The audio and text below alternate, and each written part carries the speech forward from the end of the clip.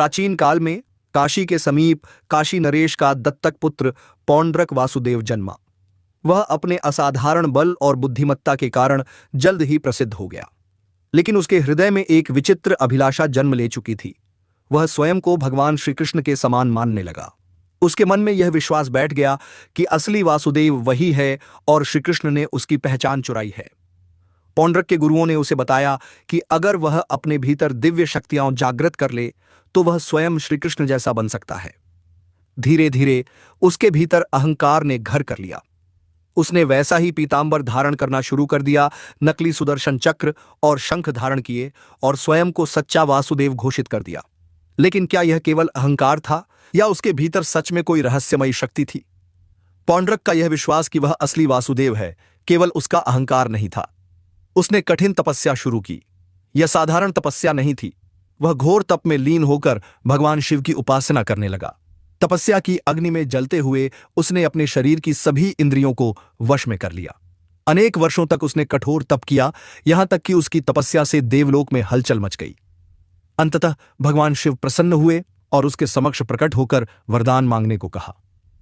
पौंड्रक ने बिना किसी संकोच के कहा, मुझे वही शक्ति दो जो श्री कृष्ण के पास है। शिवजी मुस्कुराए और बोले, तुम्हें शक्ति तो मिलेगी लेकिन सत्य से भाग नहीं पाओगे। शिवजी ने उसे कई दिव्य अस्त्र शस्त्रों का ज्ञान दिया जिससे वह असाधारण बलशाली बन गया। अब वह केवल दिखावे में नहीं बल्कि शक्ति में भी श्री कृष्ण के समकक्ष खड़ा होने का दावा कर सकता था। लेकिन क्या शक्ति प्राप्त कर लेना ही सच्चे वासुदेव होने का प्रमाण था? जब पौंड्रक ने शिवजी के वरदान से दिव्य शक्तियां प्राप्त कर लीं तो उसने अपनी पहचान को और भी दृढ़ करने के लिए एक नया खेल खेला। उसने अपने अनुयायियों को यह विश्वास दिलाना शुरू कर दिया कि वह ही असली वासुदेव है और द्वारका का श्री कृष्ण केवल एक छलावा है। उसने अपनी शक्ति का उपयोग कर छोटे राज्यों और नगरों पर आक्रमण करना शुरू कर दिया। जो भी उसके खिलाफ खड़ा होता वह अपनी दिव्य शक्तियों से उसे परास्त कर देता। उसके हाथों में अब अग्नि अस्त्र, वायु अस्त्र और जल अस्त्र जैसे अद्भुत हथियार थे जो उसे अजेय बना रहे थे। उसके पास एक दिव्य रथ भी था जो आकाश में उड़ सकता था और उसके अनुयायी उसे देवता मानकर पूजने लगे। लेकिन एक दिन उसकी महत्वाकांक्षा ने उसे इतना अंधा कर दिया कि उसने द्वारका के सम्राट श्री कृष्ण को खुली चुनौती दे डाली। उसने अपने दूतों को कृष्ण के पास भेजकर संदेश भिजवाया, तुमने वर्षों तक मेरी पहचान चुराई है। अब समय आ गया है कि तुम अपने राज्य और अपनी पहचान मुझे सौंप दो, अन्यथा विनाश के लिए तैयार हो जाओ, वो जाओ। यह चुनौती केवल अहंकार का प्रदर्शन नहीं थी बल्कि एक ऐसी भूल थी जो उसके भाग्य को लिखने वाली थी। तब क्या होगा जब श्री कृष्ण इस चुनौती का उत्तर देंगे? जब द्वारका में पौंड्रक का संदेश पहुंचा तो सभा में सन्नाटा छा गया। सभी यदुवंशी क्रोध से भर उठे। बलराम, सात्यकी और अन्य योद्धा पौंड्रक के इस दंभपूर्ण संदेश पर क्रोधित हुए और बोले, यह मूर्ख किस भ्रम में जी रहा है, इसे अभी दंड दिया जाना चाहिए। लेकिन श्री कृष्ण मुस्कुराए। उन्होंने दूतों को उत्तर दिया, अगर पौंड्रक स्वयं को सच्चा वासुदेव मानता है तो उसे रणभूमि में आकर इस सत्य को सिद्ध करना होगा। मैं उसका स्वागत करूंगा। यह उत्तर पाकर पौंड्रक प्रसन्न हुआ। उसे लगा कि अब वह द्वारका के सम्राट के रूप में प्रतिष्ठित होने वाला है। युद्ध की घोषणा होते ही पौंड्रक ने काशी नरेश को भी अपने साथ कर लिया। काशी नरेश, जो पहले से ही कृष्ण से शत्रुता रखता था, पूरी सेना के साथ पौंड्रक के पक्ष में आ गया। अब यह केवल दो व्यक्तियों की लड़ाई नहीं रही बल्कि एक विशाल युद्ध का रूप ले चुकी थी। श्री कृष्ण ने अपने सुदर्शन चक्र को स्पर्श किया और बोले, अब समय आ गया है कि सत्य और असत्य के बीच का निर्णय रणभूमि में हो। युद्ध की यह घोषणा केवल एक टकराव नहीं थी बल्कि यह साबित करने का अंतिम अवसर था कि क्या पौंड्रक सच में वासुदेव था या फिर केवल भ्रम का शिकार। युद्ध का दिन आ पहुंचा।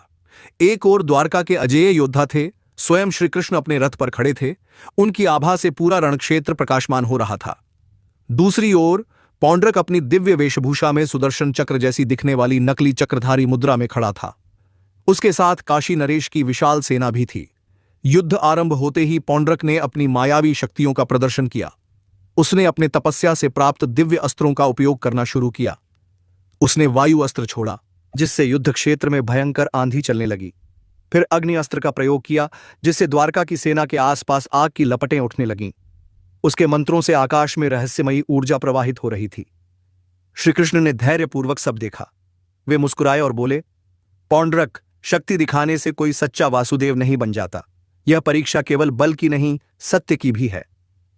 लेकिन अहंकार में डूबा पौंड्रक इसे चेतावनी नहीं बल्कि चुनौती समझ बैठा।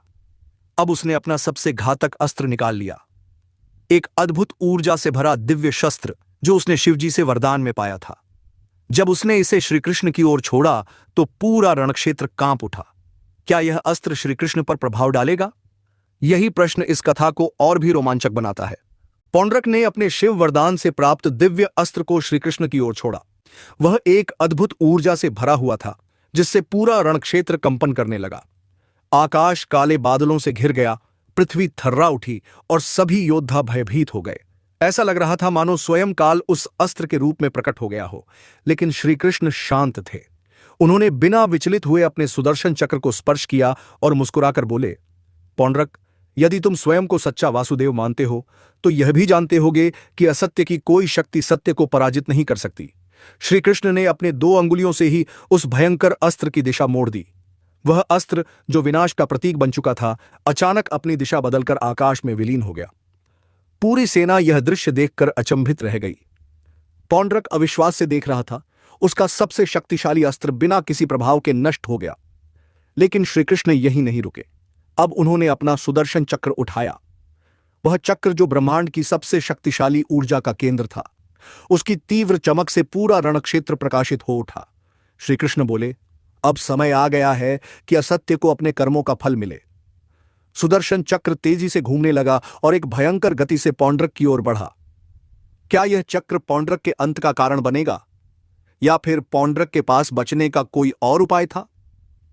जैसे ही श्रीकृष्ण ने सुदर्शन चक्र को छोड़ा, पूरा युद्ध क्षेत्र एक अद्भुत ऊर्जा से भर उठा। वह चक्र आकाश में घूमता हुआ विद्युत गति से पौंड्रक की ओर बढ़ने लगा।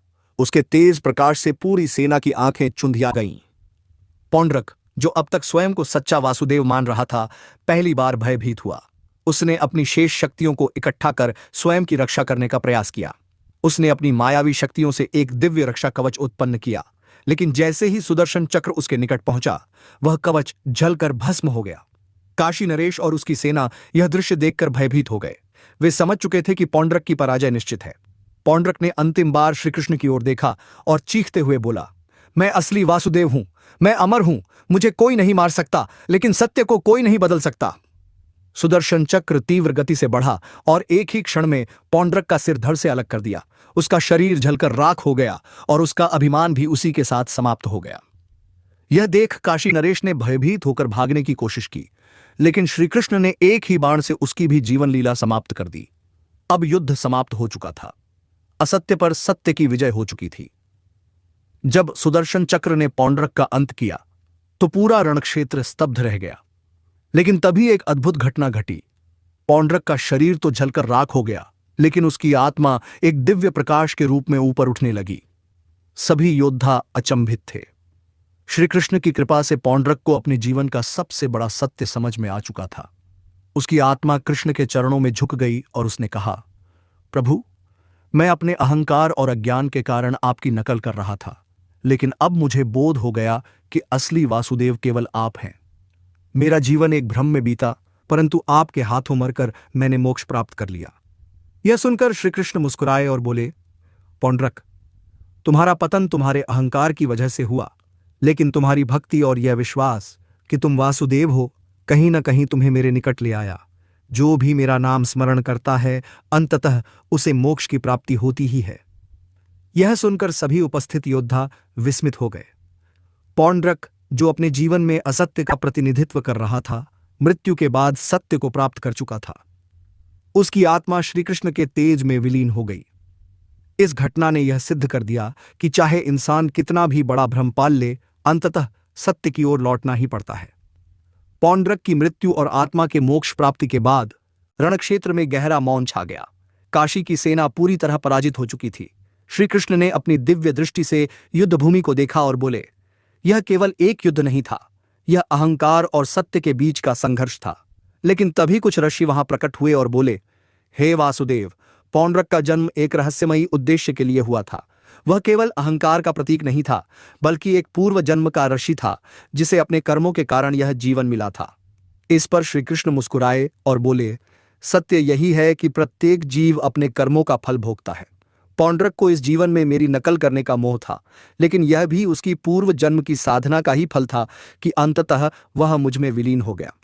इस कथा से हमें यह सीख मिलती है कि असत्य कितना भी शक्तिशाली लगे, अंत में सत्य की ही विजय होती है। अहंकार और भ्रम किसी को महान नहीं बनाते, बल्कि सच्ची भक्ति और सत्य का अनुसरण ही मोक्ष का मार्ग है। अब यह प्रश्न दर्शकों के लिए है, क्या आज भी हमारे जीवन में पौंड्रक जैसी मानसिकता हावी होती है? क्या हम भी किसी न किसी भ्रम में जी रहे हैं? यदि हां, तो हमें समय रहते सच को स्वीकार कर लेना चाहिए, क्योंकि श्री कृष्ण का न्याय अटल है।